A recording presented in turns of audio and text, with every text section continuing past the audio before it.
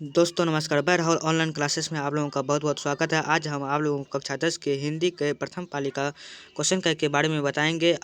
तो आप मिला लीजिएगा कि आपका कौन सा आंसर सही है कि नहीं है।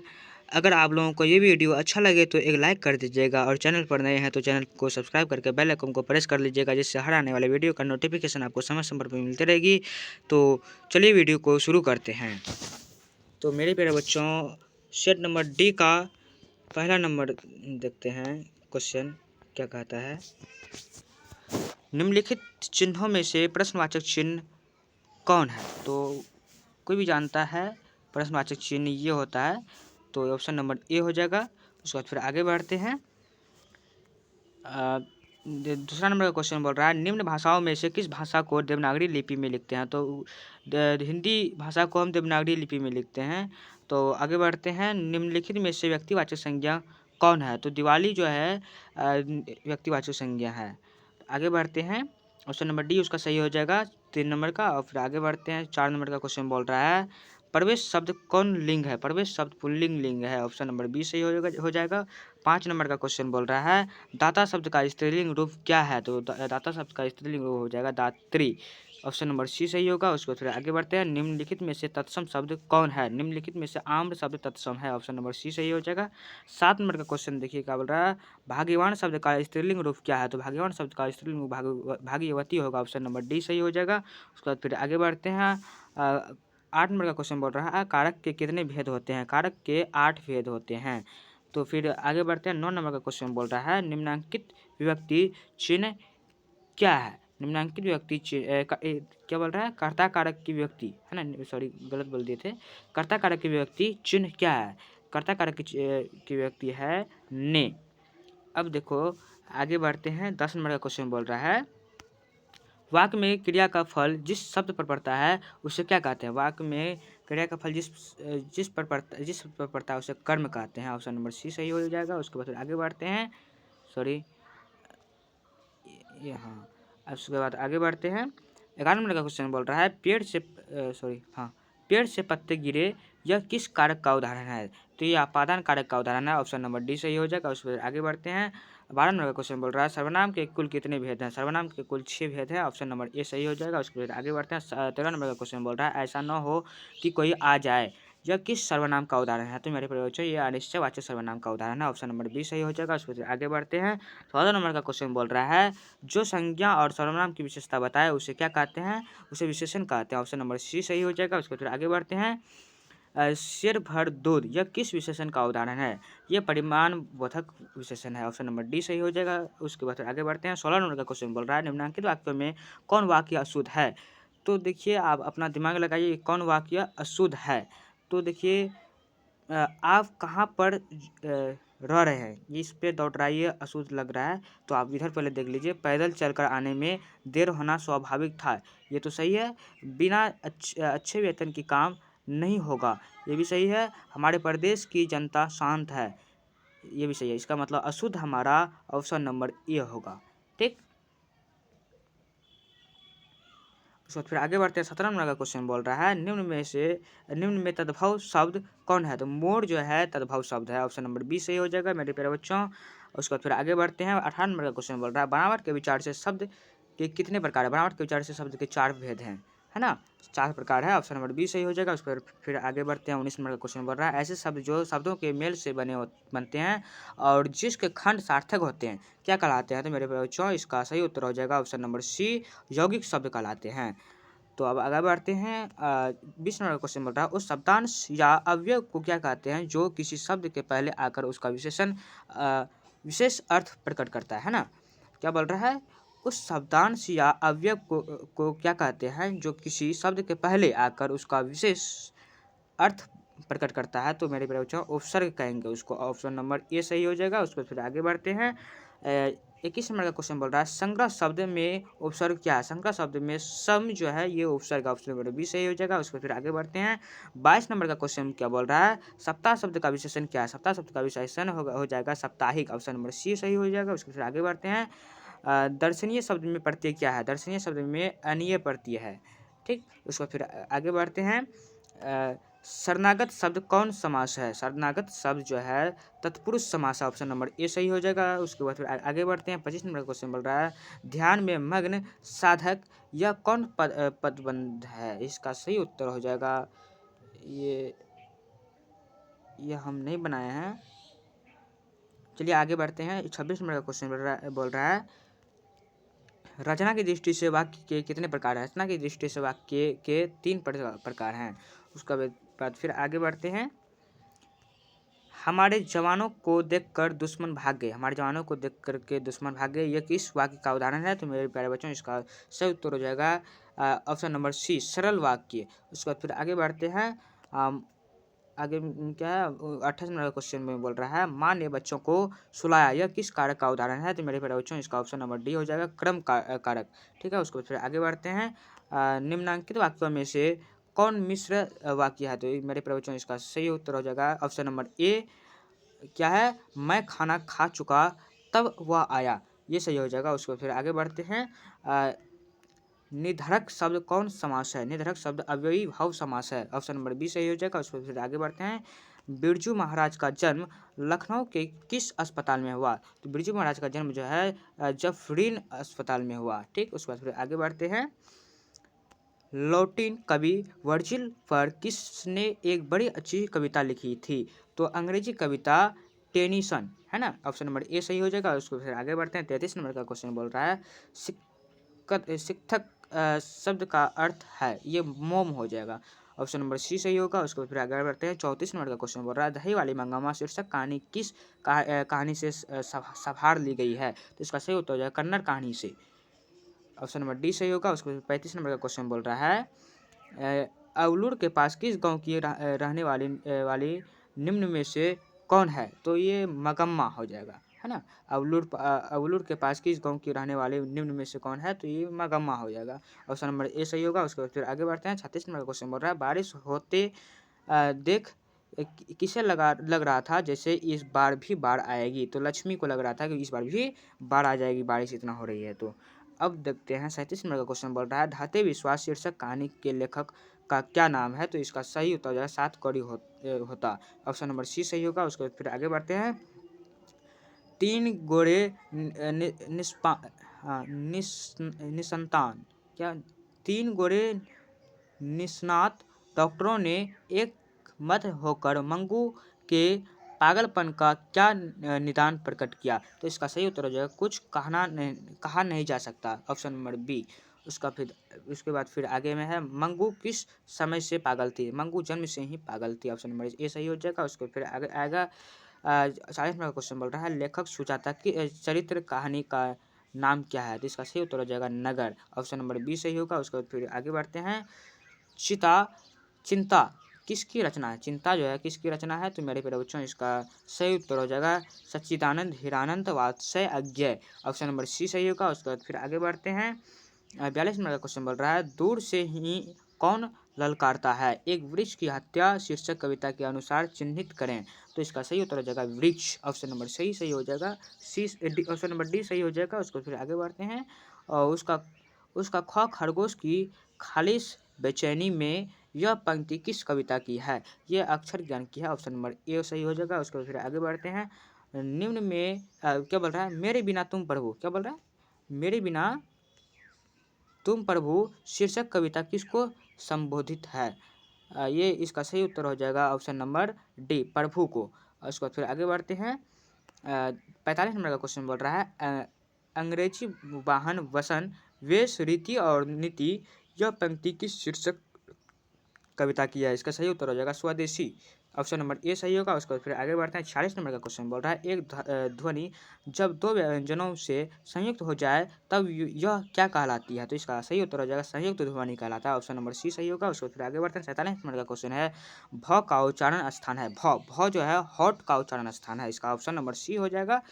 उसके बाद फिर आगे बोलते हैं उच्चारण में वायु प्रक्षेप की दृष्टि से व्यंजन के कितने भेद हैं? तो इसका सही उत्तर हो जाएगा 3 भेद हैं। ऑप्शन नंबर ए सही होगा। उसके बाद फिर आगे बढ़ते हैं। जगदानंद शब्द का संधि विच्छेद निम्न में से कौन है? जगदानंद का जो है संधि विच्छेद हो जाएगा जगत जोड़ आनंद। इसका ऑप्शन नंबर ए सही हो जाएगा। उसके बाद फिर आगे बढ़ते हैं। 50 नंबर का क्वेश्चन बोल रहा है निम्नलिखित में अशुद्ध शब्द कौन है। अब देखिए प्रशंसा, ये भी अशुद्ध नहीं है। द्रवीभूत, ये भी सही नहीं है। ये सही है, मतलब प्रशंसा ये भी सही है। द्रवीभूत ये भी सही है। अर्चना ये भी शुद्ध ही है। तो अशुद्ध हमको छापना है, तो अशुद्ध जो है निवृत्ति, ये अशुद्ध शब्द है, ठीक है। उसका फिर ऑप्शन नंबर डी सही हो जाएगा 50 नंबर का। उसका फिर आगे बढ़ते हैं।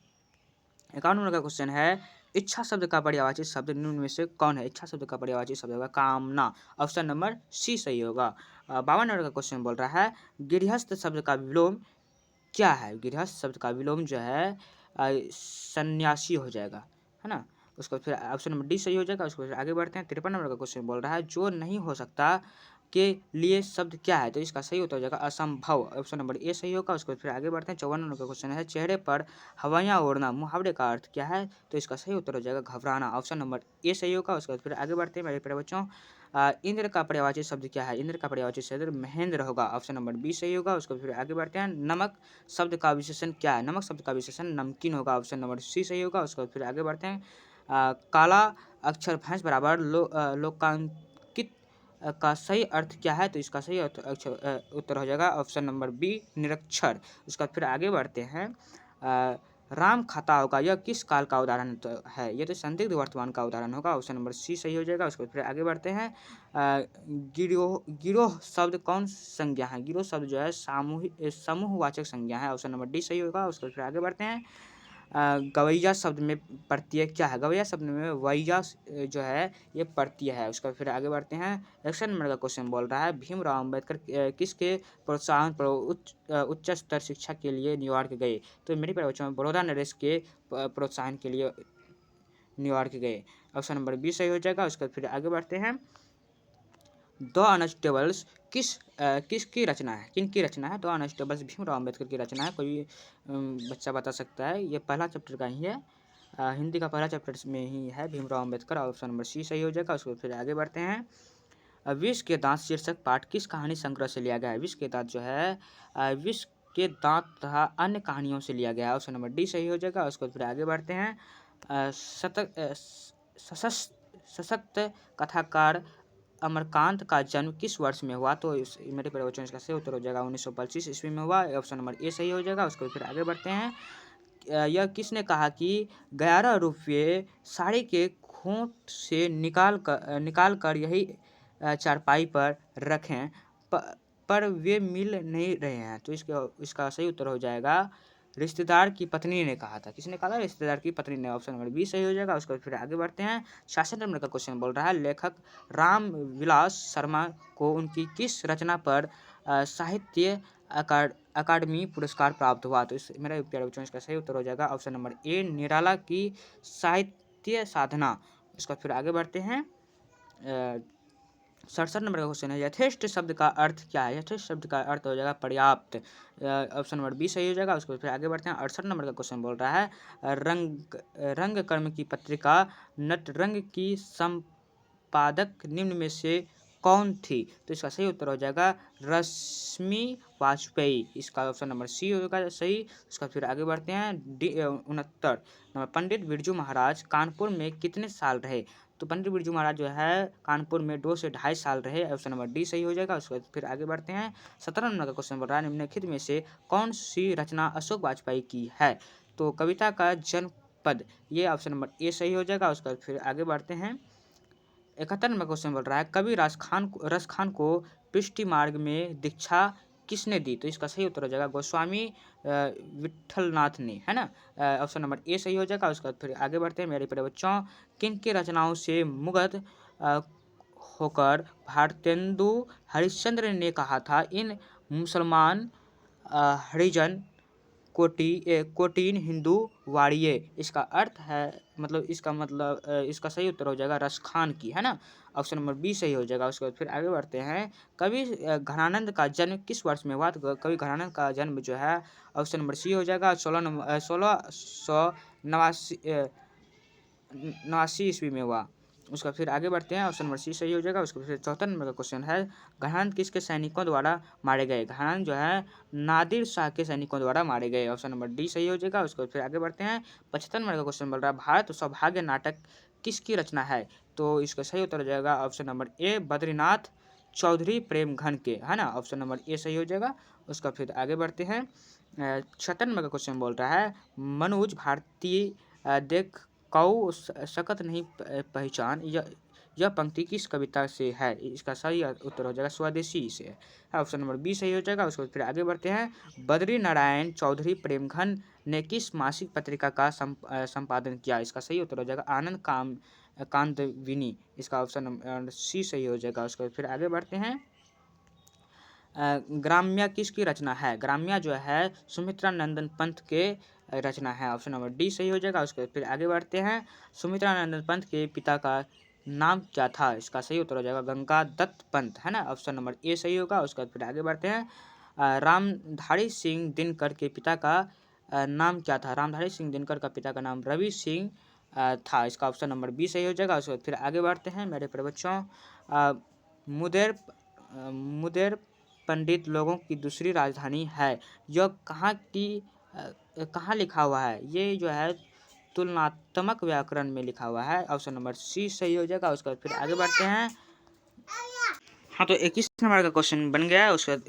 81 नंबर का क्वेश्चन बन गया। उसके बाद फिर आगे बढ़ते हैं, 82 नंबर का क्वेश्चन बोल रहा है, पापाती बेहोशी क्यों पड़ी थी? पापाती जो है बुखार की तेजी के कारण बेहोश पड़ी हुई थी। ऑप्शन नंबर डी सही हो जाएगा। उसके बाद फिर आगे बढ़ते हैं, माँ को रखने का ठेका सिर्फ उसी ने तो नहीं ले रखा, यह किसने कहा था? इसका सही उत्तर हो जाएगा कैलाश ने कहा था। ऑप्शन नंबर ए सही हो जाएगा। उसके बाद फिर आगे बढ़ते हैं, 84 नंबर क्वेश्चन बोल रहा है, नानकाना साहब अब कहाँ हैं?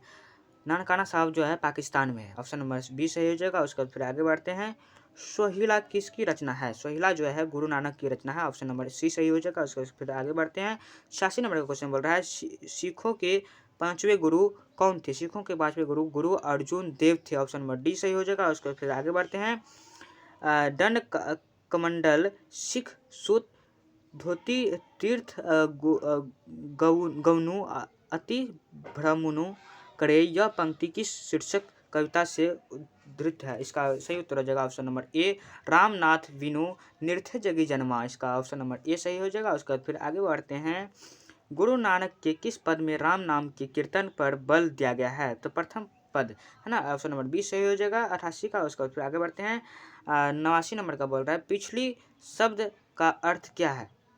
पिछानी शब्द का अर्थ क्या है? तो पिछानी शब्द का अर्थ हो जाएगा मेरे प्यारे बच्चों पहचानी। इसका फिर उसके बाद फिर आगे बढ़ते हैं, निम्न में से कौन कवि पठान राजवंश में उत्पन्न हुए थे? ये जो है इसका सही उत्तर हो जाएगा रस खान। ऑप्शन नंबर डी सही हो जाएगा। उसके बाद फिर आगे बढ़ते हैं, 91 नंबर का क्वेश्चन बोल रहा है, रोन नदी कहाँ है? रोन नदी जो है दक्षिण फ्रांस में है। ऑप्शन नंबर बी सही हो जाएगा। उसके बाद फिर आगे बढ़ते हैं, 92 नंबर का क्वेश्चन बोल रहा है, विनोद कुमार शुक्ल को किस वर्ष साहित्य अकादमी पुरस्कार ने पुरस्कृत किया गया? पुरस्कार से पुरस्कृत किया गया। तो इसका ऑप्शन नंबर सी हो जाएगा, 1990 ईस्वी को पुरस्कारित किया गया।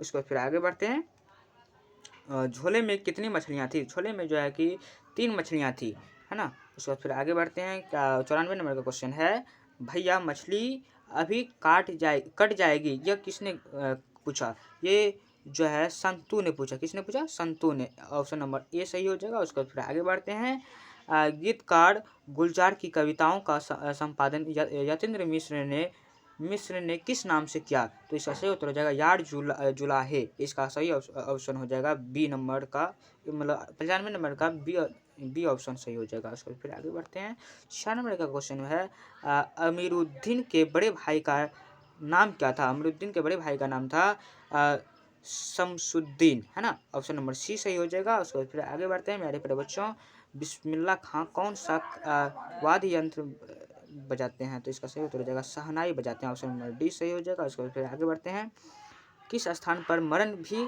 मंगल माना जाता है? मतलब मरना भी जो है ना मंगल माना जाता है, किस स्थान पे? तो काशी में। ऑप्शन नंबर ए सही हो जाएगा। उसके बाद फिर आगे बढ़ते हैं मेरे प्यारे बच्चों, तो एक लाइक कर दीजिएगा मेरे प्यारे बच्चों, क्योंकि वीडियो बनाने में बहुत ही ज़्यादा मेहनत लगता है, तो आपको लाइक करने में कुछ नहीं जाएगा, आपका तो 99 नंबर का क्वेश्चन बोल रहा है, गांधी जी को किसने महात्मा कहा? गांधी जी को रविन्द्रनाथ टैगोर ने महात्मा कहा। ऑप्शन नंबर बी सही हो जाएगा। उसके बाद फिर आगे बढ़ते हैं। कोई संस्कृति इतने रत्न भंडार से भरी हुई नहीं है जितनी हमारी अपनी संस्कृति है। यह कथन किसका है? तो ये कथन जो है महात्मा गांधी का है। ऑप्शन नंबर सी सही हो जाएगा। उसका फिर जो है मतलब 100 नंबर का बना दिए हैं। अब आप लोग ये जो है वस्तुनिष्ठ प्रश्न जो हैं ये लोग तो आप लोग बनाए ही होंगे, गद्यांश सब है। तो मेरे प्यारे बच्चों, अगर आप लोगों को ये वीडियो अच्छा लगे तो लाइक, सब्सक्राइब एंड शेयर जरूर कीजिएगा। तो जय हिंद, जय भारत।